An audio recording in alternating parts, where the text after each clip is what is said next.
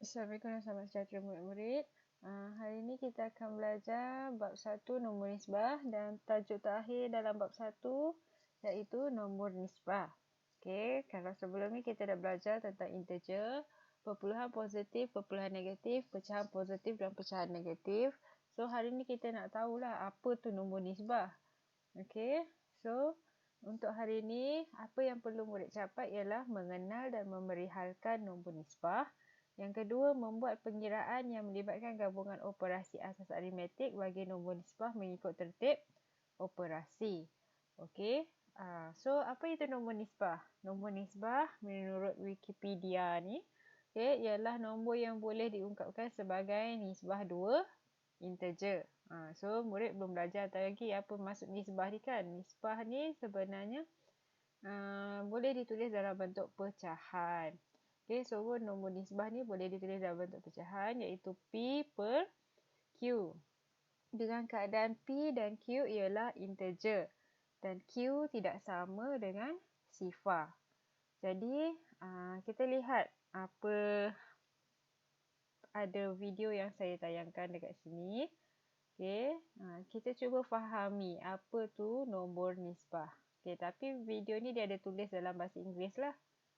Okey, so kita lihat apa tu nombor nisbah.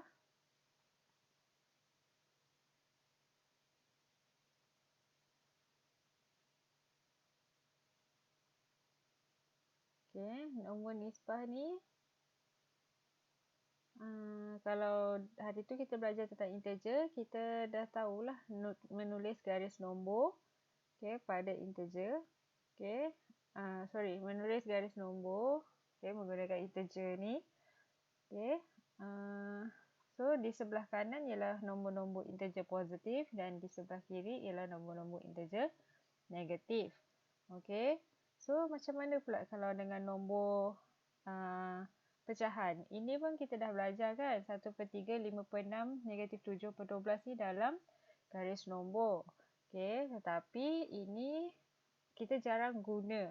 Okey, tapi kita boleh namakan dia sebagai nombor nisbah yang memenuhi yang syarat saya bagi tahu tadi. Di mana nombor yang di atas ni ialah P. Okey, pengangka ni ialah P dan Q ni ialah penyebutnya. Okey, dan pengangka dan penyebut ni hendaklah dalam bentuk integer. Tak kira lah positif integer atau negatif integer. Okey, tetapi Q ni penyebutnya tidak boleh sama dengan sifar. Okey, kenapa Q tak boleh sama dengan sifar? Sebab bila kamu bahagikan apa-apa nombor dengan sifar, 3 bahagi sifar. Sifar berapa dapat 3? Tak ada kan? So, dia tidak boleh ditakrifkan. Okey, tak boleh ditakrifkan. Jadi, sebab tu Q tu tak boleh sama dengan sifar. Okey, nanti kamu akan dapat banyak persoalan lah apa tu kaitannya dengan pecahan, dengan sifar. Okey, kenapa kita kena belajar nombor nisbah? Okey. So, kita lihat video yang seterusnya. Okay.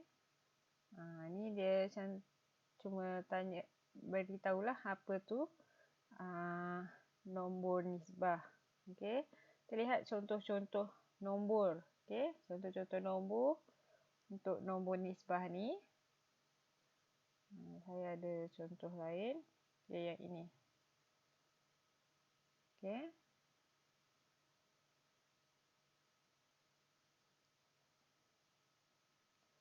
Okay, so dalam bahasa Inggeris, rational numbers ni ialah nombor nisbah. Ini nombor bukan nisbah lah. Bukan nombor nisbah, sorry. Bukan nombor nisbah. Okay, so nombor nisbah tadi kita dah sebut dia ialah nombor pecahan di mana di atasnya adalah integer, pengangka dan penyebutnya adalah integer. Tak kira lah 3/4 atau -7/6. Misalkan dia integer, kita boleh panggil dia sebagai nombor nisbah. Okey. Ini nombor 1, 5, 6. Ini integer. Tapi adakah dia nombor nisbah? Okey. So, kenapa kita panggil satu nombor-nombor integer tu sebagai nombor nisbah? Okey.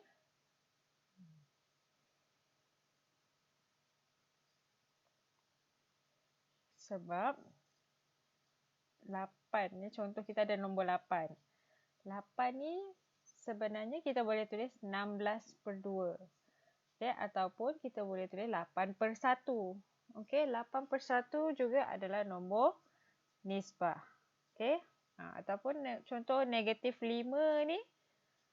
Negatif 5 kita boleh tulis dia sebagai negatif 10/2 ataupun negatif 5/1. So, dia adalah nombor nisbah. Okay. Jadi, untuk pengetahuan semua nombor integer adalah nombor nisbah. Okay, katalah saya ada nombor perpuluhan kat sini. 0.25. Adakah dia nombor nisbah? Okay, macam mana nak tahu dia nombor nisbah? Kita boleh tukarkan dia kepada bentuk pecahan kan? 25/100. Betul tak? Okay. Ataupun kita boleh pemudahkan lagi jadi 1/4. Okay. Jadi kalau perpuluhan tu dia tepat, dia benda 0.25, jadi dia adalah nombor nisbah. Okay. Contoh lain, 0.15. 15/100 ni kita boleh kecilkan lagi, 3/20. So, dia adalah nombor nisbah. Okay. Katalah, yang ini yang lain. Kita ada 0.66666 yang tak habis 6-nya. Okay. Adakah ni nombor nisbah ataupun tak? Bukan nombor nisbah. Okay. Sebenarnya kalau kamu tekan kalkulator, 0.6666 ni dia samalah dengan 6/9, okay, ataupun 2/3. Jadi ini adalah nombor nisbah. Okay, sama jugalah dengan 0.22222 yang tak habis ni. So, dia sebenarnya sama dengan 2/9. Kamu boleh tukar dia gunakan kalkulator. Okay. Kalau 0.171711717, okay. Kalau dia dua nombor yang berulang pun, ini juga adalah nombor nisbah. Okay. Tak semestinya nombor pecahan sahaja. Dia boleh jadi nombor perpuluhan yang berulang. Okay. Katakan kita ada, ini nombor ni kamu belum belajar lagi, tapi kita panggil dia sebagai punca kuasa 2 bagi 9. Okay, yang ini kalau kamu tekan kalkulator, dia akan bagi jawapan 3. Okay, 3 ni adalah integer. Jadi, integer, semua nombor integer adalah nombor nisbah. Okay, kalau kamu tekan perpuluhan 7, okay, kamu tekan kalkulator, kamu akan dapat 2.6457 dan tak habislah. Okay, kalau tak habis macam ni, kalau kamu lihat, dia tak berulang. Okay, dia tak berulang, maka dia bukanlah nombor nisbah. Okay, ataupun bila kamu tekan kalkulator, kamu tak dapat tukar dia kepada berpecahan, maksudnya dia bukan nombor nisbah. Okay, ada juga nombor-nombor lain lah, simbol lain. Contohnya, ini pi. Okay, ini nama dia pi. Kamu akan jumpa dia nantilah. So, kalau kamu, dekat kalkulator kamu ada simbol pi tu. Kalau kamu tekan simbol pi tu, tekan sama dengan, dia akan bagi inilah, nombor ni. Jadi, kalau kamu lihat, ini nombornya tidak berulang. Maka dia bukan nombor nisbah. Okay, kalau perpuluhan tu nombor berulang, maka dia nombor nisbah. Okay, itu contoh. Okay, katalah dekat sini. Itu ialah nombor nisbah. Okay, saya dah terangkan apa tu nombor nisbah. So, kita lihat dekat sini. 1/4/5. Kita tanya tentukan sama ada nombor-nombor ini nombor nisbah ataupun bukan. Jadi, kita lihat. 1/4/5. Kita kena try satu-satulah sebab dia tanya. Okay, so kita try. 1/4/5 boleh ditukarkan kepada 9/5. Jadi, adakah dia nombor nisbah? Yalah. Okay, ya. Sebab dia 9/5. Dia ialah nombor nisbah. Okey, 3/4. Dah tentulah 3/4 integer dan integer. So, dah tentu integer perkali dengan integer, dia ialah nombor nisbah. Okey, kita ada negatif 9.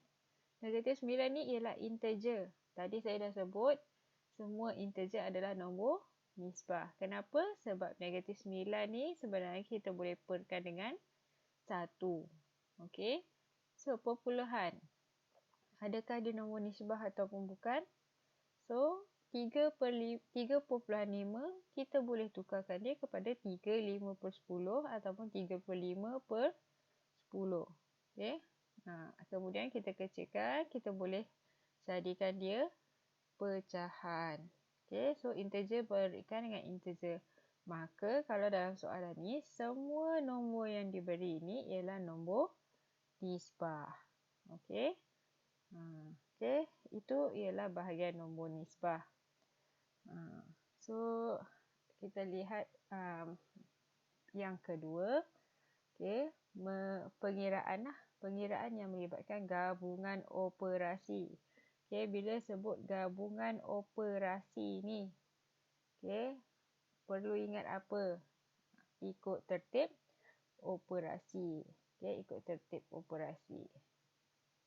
Semalam kamu dah buat banyak latihan berkaitan dengan gabungan, pecahan, perpuluhan. Okey, so yang ini kamu kena buat menggunakan nombor ni, tertib operasi lah. Sebenarnya dia bukan apa pun, dia ialah pengiraan yang biasa. Okay, cuma bila kamu mengira menggunakan kalkulator, kamu akan dapat kadang-kadang nombor tu macam tadilah yang saya tunjuk tu, dia nombor perpuluhan yang panjang yang tak berhenti. Jadi bila nombor-nombor yang panjang macam tu, lebih mudah sebenarnya kamu tulis jawapannya dalam bentuk pecahan. Lebih mudah berbanding kamu letak perpuluhan lepas tu kamu tak bundar, itu menjadi satu kesalahan. Okey. So contoh soalan macam ni, saya tahu murid tak suka jawab dalam bentuk pecahan. Okey. Okey. Contoh soalan macam ni, saya tahu murid tak suka jawab dalam bentuk pecahan. Jadi suka buat dalam perpuluhan. Okay, bila dia buat dalam perpuluhan, dia terlupa nak bundar bila menggunakan kalkulator. Macam itulah. Tapi sebenarnya dalam matematik, bukan semuanya kamu tekan kalkulator, kamu tulis jawapan je. Kamu perlu tunjukkan jalan pengiraan. Okay, kalau markah hanya 1 markah, memang kamu terus bagi jawapan. Kalau markah ada 3 atau 4 markah, kamu mesti tunjukkan jalan pengiraan. Okay, walaupun kamu menggunakan kalkulator. Okey, kita lihat soalan contoh 16 ni. Okey, ada dalam buku teks. Okey, kita ada operasi tambah dan darab kat sini. Okey, bila ada operasi tambah dan darab, okey, kamu kenalah ikut tertib operasi ni. Buat yang dalam kurungan dahulu, kemudian buat darab atau bahagi, barulah tambah atau tolak. So, dalam kes ni, kamu kena buat darab dahululah. Kamu kena buat yang ini dahulu. Okey, salin balik soalan untuk penyelesaian. Okey, baris yang seterusnya baru ada sama dengan. Okey, baris seterusnya ni mestilah menyamai maksud dengan yang di atas. Apa yang saya buat dengan baris seterusnya ni, saya cuma tukarkan nombor bercampur jadi pecahan tak wajar.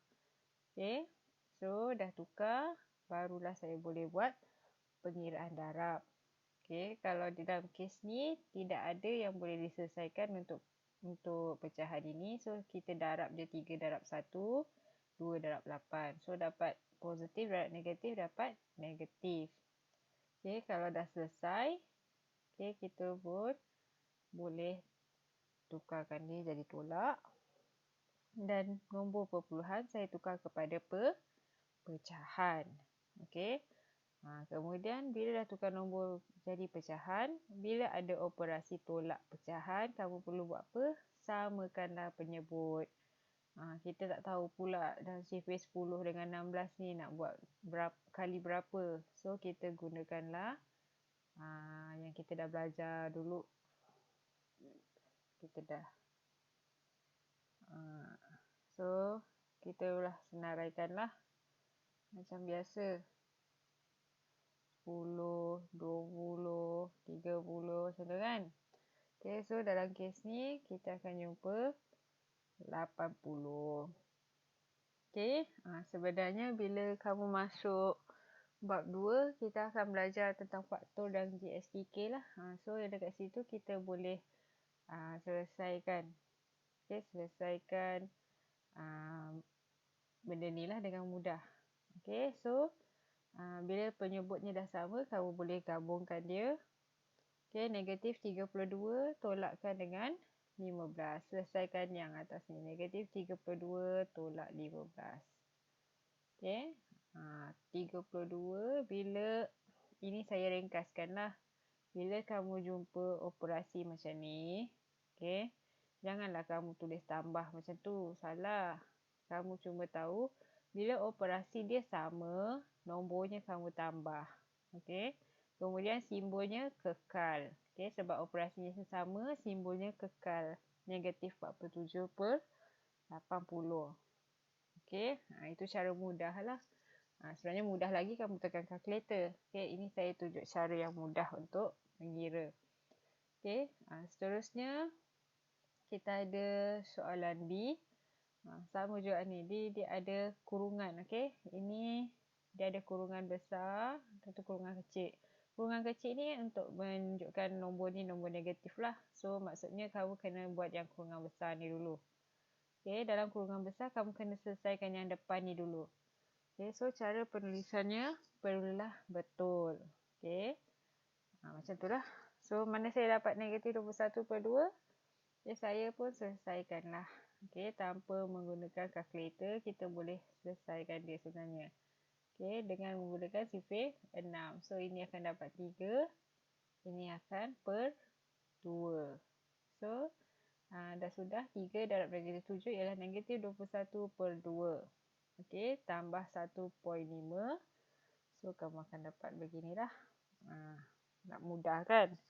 Gunakan perpuluhan. So, bahagi pecahan kita akan tukar. Sifar bulan 3 kita tukar jadi bahagi 3 per 10. Kemudian bahagi tukar jadi darab 10 per 3. So, ini kamu akan selesaikan, kamu akan dapat negatif 9 darab 10 per 3. So, ini kamu boleh kecilkan jadi 1. Ini jadi 3. So, negatif 3 darab 10 ialah negatif 30. Okey, kalau dia integer tak ada masalah. Bila, kamu akan ada masalah bila jumpa tekan kalkulator, kamu akan dapat poin-poin panjang-panjang. So, actually, kamu lebih mudah buat dalam bentuk pecahan and then jawapan pun dalam bentuk pecahan. Okay, dan dia lebih tepat. Okay, sebab tu kita belajar nombor nisbah ni. Okay, untuk latihan hari ni, kita boleh buat di muka surat 25 lah. Murid semua buat dalam buku teks muka surat 25. Okay, so itu sahaja untuk hari ini. Sekian, terima kasih.